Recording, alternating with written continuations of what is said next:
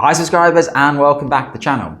Can final salary pensions be inherited? Okay, the answer to this is yes and no. And it is actually quite complex and will depend upon your own independent situation and the terms and conditions of your final salary scheme in the UK.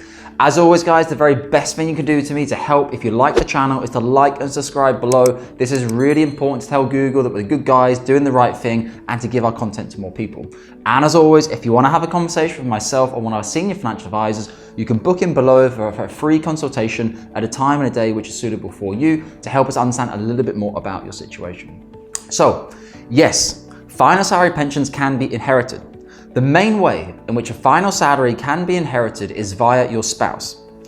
Now, typically speaking, with the majority of final salary pension schemes, and again, please note your scheme might be slightly different, in the majority of instances that I see, a spouse can have a 50% pension from what your annual pension would have been. So let's take a simple example. Say your final salary scheme is offering you £20,000 per annum as a retirement income from your normal retirement age of normally 60 or 65 in terms of your scheme. If you were to pass away, your spouse would receive 50% of that annual pension instead. So rather than 20,000, she would get the 10,000 or he would get the 10,000 on an ongoing basis for the rest of their life. Now, this is a very cool benefit. And if you think about it, I think a lot of the trustees would wish they perhaps hadn't have added this benefit in at the beginning, because final salary schemes have become very expensive for them to manage on an ongoing basis. So number one, rule of thumb, your spouse can have 50% of your annual pension on an ongoing basis. Number two, can partners, boyfriends, anything else other than a spouse relationship have any benefits from your pension or your final salary scheme to be inherited? The answer to this in most instances is no, unless that person can go to the trustee and can evidence to them that they were or are financially independent on you, and certain things such as being in full-time education, etc., etc. Typically speaking though, that would always be at the discretion of the trustees, and I am actually yet to see that happen many times at all in my career. Normally, it's only the spouse who can have that 50% pension.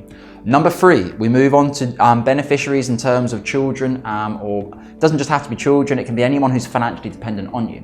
Some schemes will allow a 25% beneficiary or child pension to go, but typically there's caveats with that.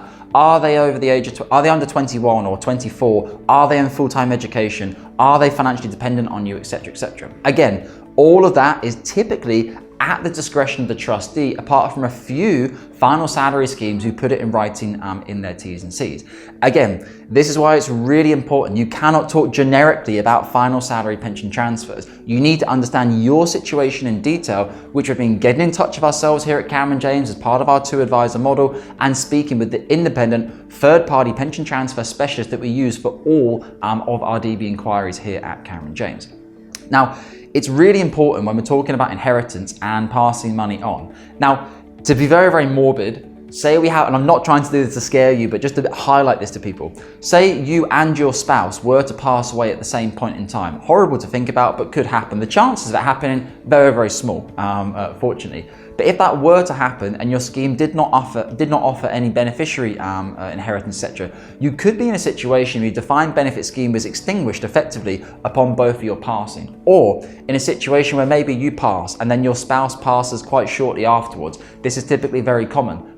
People get used to spending their life with someone. When that person is removed, it takes a big emotional toll on people. I actually saw this happen with both my grandparents. So that can also happen. So a lot of people will be looking at this and saying, okay, I understand my final salary scheme is gold-plated, index linked, it's very, very valuable for me, but I also feel like I have an albatross around my neck with my final salary scheme, because for a lot of people, they might have a final salary scheme which is 50% of their net worth, or 70% of their net worth, or even 90% of their net worth.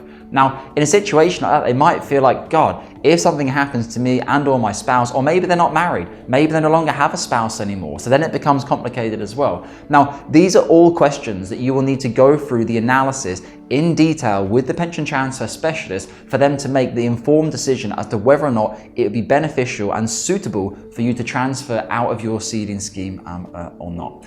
Guys, I hope this has been really useful on inheritance and final salary schemes. I'd say this is probably the #1 reason or I would say definitely in the top 3 of reasons that clients are worried about their final salary scheme and looking to transfer out. What you need to be careful though is don't ever allow financial advisors just to push this down your throat about inheritance. Yes, there are inheritance tax advantages of potentially using something such as a SIP. Once all the money goes inside your SIP, as we know, SIPs are typically free from UK inheritance tax for your beneficiaries. So 100% of that asset could be passed on, as opposed to just say a 50% annual pension. The other advantage of that is, say you have a CETV which is worth $1 million and you put it into a SIP and the next month you die, that 1 million, the entirety of the 1 million will be passed on to your named beneficiaries, meaning they can have a big lump sum and decide how and when they want to spend that money, plan it, retirement, etc.